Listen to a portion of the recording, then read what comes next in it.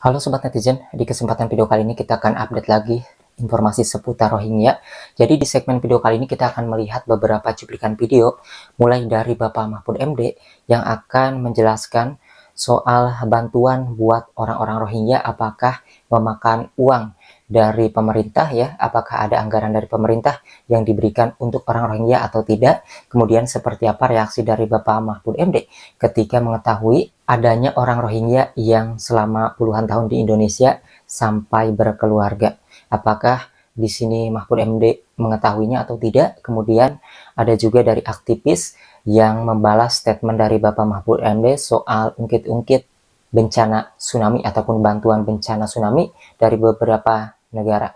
Selain itu juga ada seorang ustadz yang berceramah, yaitu mempertanyakan pemerintah Indonesia kenapa tidak menjaga ketat perairan di wilayah Aceh, sehingga tidak aneh lagi jika banyaknya transaksi barang-barang terlarang ataupun barang haram yang terjadi di wilayah Aceh. Selain itu juga ada penjelasan dari pihak kepolisian bagaimana cara kerja agen bisa keluar masuk Cox's Bazar di Bangladesh, tempatnya di kamp penampungan, dan ternyata mereka ini menggunakan speedboat sebelum menggunakan kapal besar. Masyarakat bahwa biaya untuk mereka makan itu ditanggung oleh PBB, bukan kita yang nyediakan. Kita di APBN tidak ada, di APBD juga tidak ada. Itu PBB. Tinggal yang menyangka itu ditanggung oleh pemerintah gitu. Pemerintah tidak nganggung itu. Kita melindungi aja. Itu ada yang sampai bertahun-tahun, sampai sekolah, sampai punya istri, sampai apa. Itu yang nanggung UNHCR. Mereka itu tujuannya mau ke Australia, mau ke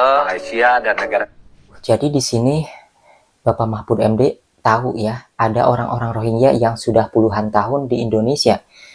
Tapi sebelumnya dia mengatakan orang Rohingya ini hanya ditampung sementara di Indonesia, tetapi di sisi lain Bapak Mahfud MD seperti tidak konsisten dengan apa yang dia katakan ya. Dia tahu ada orang puluhan tahun, berarti itu bukan ngungsi namanya kalau sudah ada puluhan tahun.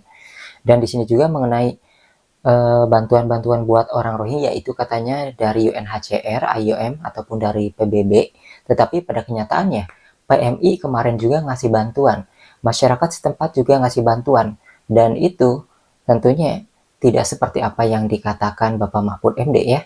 Ya memang ada anggaran dari UNHCR, tetapi dari pemerintah, dari PMI, kemarin kita sudah reaksi ya videonya, itu kan ada juga jadinya anggaran dari pemerintah nih, dari pajak-pajak masyarakat yang ke PMI itu kan disalurkan ke masyarakat Rohingya gitu ya, bukan ke masyarakat yang ada di Indonesia yang seharusnya warga negara kita yang menerima bantuan-bantuan tersebut. Kan menjadi memunculkan kecemburuan sosial gitu guys, berlaku tidak adil dianggapnya. Kemudian di sini ada aktivis yang menanggapi statement dari Bapak Mahfud MD soal mengungkit bantuan dunia untuk tsunami Aceh. Kita dengarkan dulu biar bukti videonya ada. Kembalikan melalui PBB, karena yang punya aturan itu PBB. Kita sendiri kalau mengusir sekarang juga bisa, karena kita tidak ada urusan.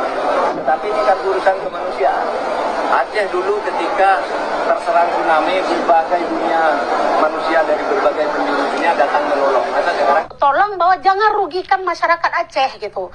Kami ini jangan pernah mengingatkan ya. Saya ingin mengulang bahwa Pak Mahfud pernah menyampaikan terkait dengan bahwa mengingatkan bahwa Aceh pada saat tsunami itu dibantu oleh dunia. Jangan pernah mengingatkan bangsa Aceh dengan balas budi. Saya ini yang mau saya sampaikan. Jangan pernah mengingatkan Aceh dengan balas budi. Berbeda ya? Iya, kasusnya. iya. Apa kurangnya rakyat Aceh menyumbang untuk Indonesia sampai hari ini menjadi modal bagi Indonesia? Jangan pernah mengingatkan itu. Karena kenapa? Bangsa Aceh itu bangsa yang paling mau berbalas budi.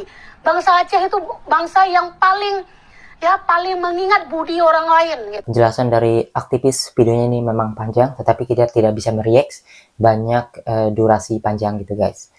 Ya, selain itu, di sini juga ada dari seorang ustadz nih yang membahas soal Rohingya. Kita akan melihat nih pertanyaannya kepada pihak pemerintahan Indonesia, kenapa tidak menjaga perairan Indonesia dengan ketat, tepatnya yang ada di Aceh, karena ini kebobolan terus. Masuk ke negeri Indonesia, masuk lewat jalur imigrasi. Tapi pertanyaannya, kemana pihak keamanan Republik Indonesia, baik Angkatan Lautnya ataupun Polairutnya, sampai kasus ini bisa berulang-ulang setiap saat. Ataukah memang sudah tidak dianggap lagi Aceh ini sebagai bagian dari wilayah Republik Indonesia yang wajib dijaga kedaulatannya, sehingga orang yang tidak punya visa, yang tidak punya izin, yang bukan warga negara, bebas keluar masuk? Kalau yang kedua jawabannya, maka tidak aneh bila narkoba itu masuk bertonton lewat Aceh. Kenapa? Memang sudah tidak ada lagi yang memperhatikan negeri kita. Jadi kita dilepaskan tidak, dilindungi juga tidak, dibiarkan untuk kita ribut dengan sesama sendiri.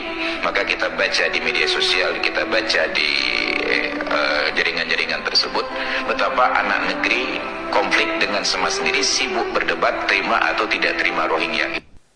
Ya, seperti apa tuh tanggapan dari pihak pemerintah ya ketika dikatakan begitu? Ini memang menjadi pertanyaan kita juga, kenapa tidak dijaga ketat? Ya, memang kita juga merasa bingung ya, kenapa tidak dijaga ketat perairan Indonesia ini sehingga kebobolan terus, sedangkan Thailand, Malaysia, Australia, itu orang-orang Rohingya itu sampai balik lagi karena saking ketatnya belum masuk ke batas garisnya, dan negara-negara lain itu mereka sudah gak mau masuk pokoknya ya, kalau sudah digiring ya gak mau masuk. Tetapi Indonesia satu-satunya yang berbeda sekarang. Tuh di sini ada nih, Rohingya dikasih makan 3 kali sehari, rakyat sendiri cuma dikasih mie instan hingga akhirnya 4 warga tewas. Nah di sini ada berita nih, kelaparan tewaskan 4 warga Maluku Tengah.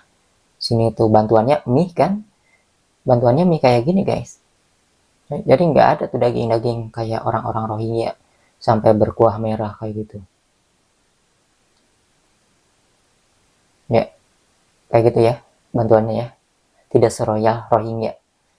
Di sini miris sampai meninggal nih 4 warga Maluku Tengah. Kemudian di sini pihak kepolisian menetapkan 3 imigran Rohingya yang ditetapkan sebagai tersangka. Kita akan lihat nih seperti apa perjalanan agen-agen ini ketika keluar masuk Cox's Bazar. Sinji itu kayak becak motor lah, becak motor itu perjalanan 1 sampai 2 jam, 3 jam ya, 3 jam lah, 3 jam perjalanan sampai ke pantai.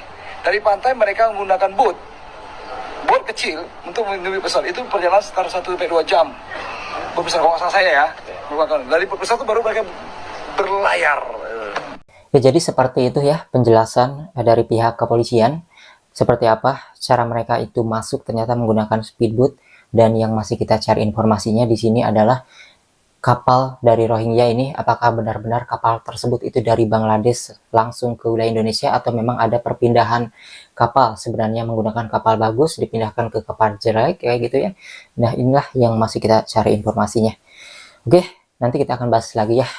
Kalau jam segini ini masih ngeblank, dan ini jam berapa nih? Jam 4 guys, jam 4 dini hari. Oke, sampai jumpa lagi di video selanjutnya.